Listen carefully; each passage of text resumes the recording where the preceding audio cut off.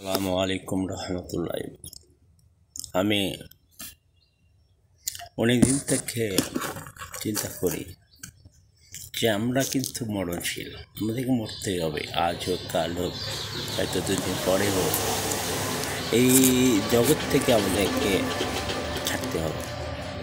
তারপরেও দুনিয়াতে বাঁচার জন্য হয়তো কিছু করলেন, সেটা অল্প ক্ষণিকের জন্য, কিন্তু এমন জিনিস করেন না যে মানুষের কষ্টে দিয়ে মানুষের সম্পদ লুটপাট করে আপনি যেটা উপার্জন করবেন সেটা কিন্তু আপনার জন্য কাল হয়ে দাঁড়াবে।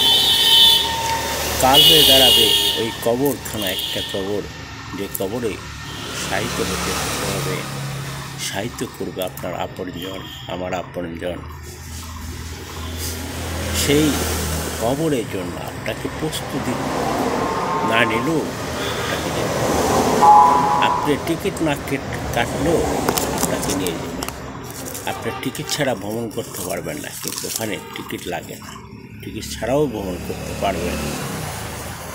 তে এর জন্য আপনাকে সর্বদাই ভালো কাজটা করতে হবে। ওখানে যদি অবৈধভাবে যান, আপনাকে যেতে হবে, বৈধ আর অবৈধ, কিন্তু অবৈধ উপার্জন করে যদি যান তাহলে আপনার জন্য জাহান্নাম। আর যদি ভালো উপার্জন করে যান তাহলে আপনার জন্য জান্নাত। মনে রাখবেন, অনেকে মাত্র জীবন